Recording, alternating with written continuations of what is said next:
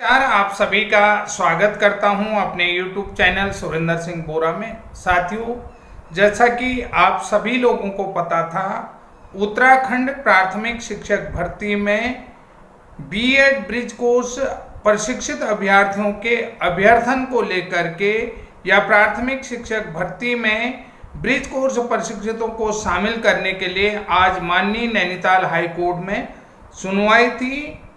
और जैसा कि आप सभी लोग जानते हैं, और आज की सुनवाई कुछ इस तरीके से हुई, जैसा कि आप सभी लोग जानते हैं कि जो विद्वान एडवोकेट हमारे नेगी जी हैं, उन्होंने किस तरीके से तर्कों को रखा। इन तर्कों के संदर्भ में भी मैं आप लोगों को ये छोटा सा क्लिप दिखा रहा हूँ, इसको आप देखिएगा।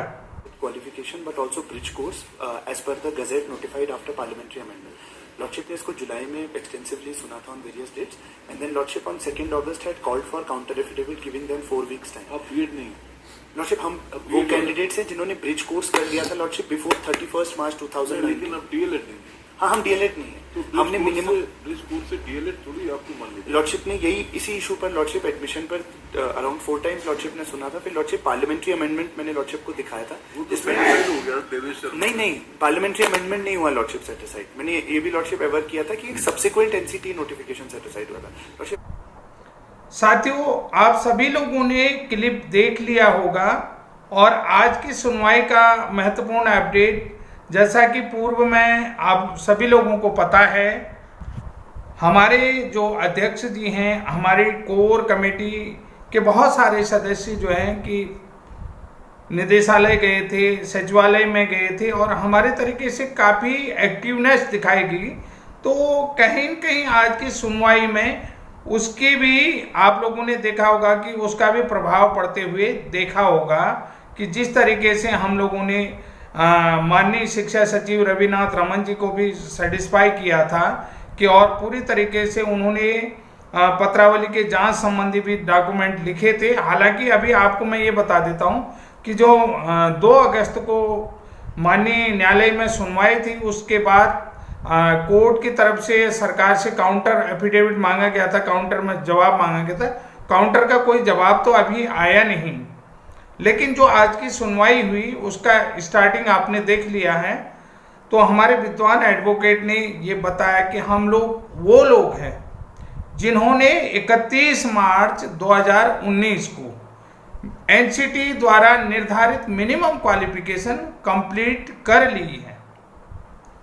अब ये चीज़ थी, तो यहाँ पर देवेश शर्मा वाले केस का भी और जिक्र बार बार किया गया। और जो हमारे एनसीटी के एडवोकेट थे, जो हमारे विपक्षी एडवोकेट थे पचौरिया जी, उन्होंने कहा कि ये लोग जो हैं कि देवेश शर्मा केस से प्रभावित हैं, लेकिन हमारे एडवोकेट ने उसको पूरी तरीके से डिनाई किया कि हम लोग देवेश शर्मा वाले केस से मतलब प्रभावित नहीं हैं, हम लोग उसका डिनाई करते हैं। और हम लोगों ने जो एनसीटी द्वारा निर्धारित मिनिमम क्वालिफिकेशन होती है वो कंप्लीट कर लिया। तो तब माननीय जस्टिस बोले कि यानी कि बीएड के साथ जो 6 महीने का ब्रिज कोर्स है, यानी कि आप लोग डीएलएड के समकक्ष हैं। तो हमारे एडवोकेट ने कहा यस सर, जो है कि हम बीएड डीएलएड के समकक्ष हैं। ये पूरी चीज़ें हम आप लोगों को क्लिप के माध्यम से दिखा रहे हैं, ये सारी चीज़ें आप देखिएगा। अभी मेरी इतनी हम्बल प्रेयर है बस कि इनको लॉर्डशिप ने 4 वीक्स टाइम दिए थे 2 अगस्त को, और किसी का कोई काउंटर नहीं आया लॉर्डशिप थोड़ा कम टाइम अगर इसलिए लॉर्डशिप क्योंकि जो भर्ती अभी चल रही है आइटम 16 का बेंच लॉर्डशिप, इसलिए मैं रिक्वेस्ट कर रहा हूँ कि लॉर्डशिप जो भर्ती चल रही है उसमें they are unable to fill, जो डीएड कैंडिडेट्स और डीएलएड कैंडिडेट्स के साथ ये भर्ती कर रहे हैं, दे हैव देमसेल्फ सेड कि around 1000 vacancies they are unable to fill in the state. तो वो रूल अमेंड कर देंगे, आपके लिए दरवाजा खोल देंगे। इन्होंने असेंबली सेशन में ये कहा है। देवेश शर्मा वाला केस से बाहर होते नहीं हो रखे, देवेश शर्मा से हमारा रिलेशन नहीं, लॉर्डशिप ने सुना दिया कि देवेश तो only relating to the BEd है। हाँ, हम बीएड एंड ब्रिज कोर्स थे और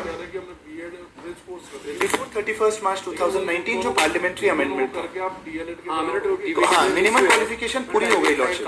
यही इशू था, इस पे lordship research notification by the NCT which says that after completing the test course you will become जी equivalent to the DElEd and as per बिल्कुल लॉर्डशिप ऐसा ही है, एग्जैक्टली ऐसा ही है। और पार्लियामेंट का अमेंडमेंट था लॉर्डशिप 2015 नोटिफिकेशन की हम वैलिडिटी भी देखेंगे जी कि क्या एनसीटी की ऐसा नोटिफिकेशन निकाल सकती है not contrary to the scheme of the NCT. बिल्कुल लॉर्डशिप जो NCT पेरेंट एक्ट की जो स्कीम के अगेंस्ट कोई जी नोटिफिकेशन हाँ हाँ उसको हम कह सकते हैं कि दैट इज अल्ट्रा वायलेंस। बिल्कुल लॉर्डशिप तो वो भी देखेंगे बिल्कुल, क्योंकि लॉर्डशिप एनसीटी की एनसीटी के हाँ जी notification तो नहीं रिलाई। तभी लॉर्डशिप ने इंटरिम रिलीफ नहीं उस समय दिया था, लॉर्डशिप ने काउंटर्स के लिए कहा था।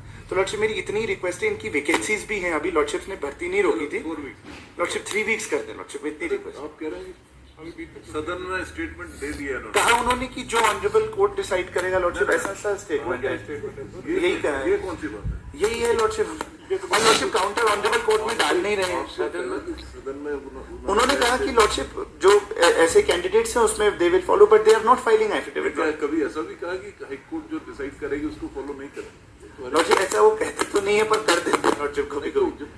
कोर्ट का ऑर्डर है वो तो फॉलो बिल्कुल बिल्कुल सर्टेनली लॉर्डशिप इतनी 3 वीक्स कर दें लॉर्डशिप, 3 इतना दे 3 वीक्स कर दें। 3 वीक्स में जैसा कि आप लोगों ने देख लिया होगा, तो बाद में काउंटर के लिए भी हमारे एडवोकेट की तरफ से जवाब पूछा गया, तो लेकिन उन्होंने क्या कहा कि हमें 3 सप्ताह का और जवाब चाहिए। तो आज कुल मिलाकर के जो आज की हियरिंग थी, काफ़ी मुझे वो हियरिंग काफ़ी प्रभावित कर रही थी, पॉजिटिव लग रही थी, और बहुत पॉजिटिव इसलिए भी कह सकता हूँ कि यहाँ पर जो हियरिंग थी वो काफ़ी पॉजिटिव रही। तो साथियों, आप लोग समझ सकते हैं कि पॉजिटिव हियरिंग का पॉजिटिव रहना आप लोगों ने समझ लिया होगा, और जो आज की सुनवाई हुई वो तो बेहतरीन सुनवाई हुई, और पूरी तरीके से लगभग माननीय जस्टिस ने सरकार का भी बाद में जिक्र किया कि माननीय शासन ने भी कह दिया कि, और कुल मिला करके जो भी हियरिंग थी आप लोगों ने देख लिया होगा। बहुत अच्छी हियरिंग मैं कहूँगा कि ये सारी चीज़ें आप लोगों ने कोर्ट के माध्यम से देख लिया होगा।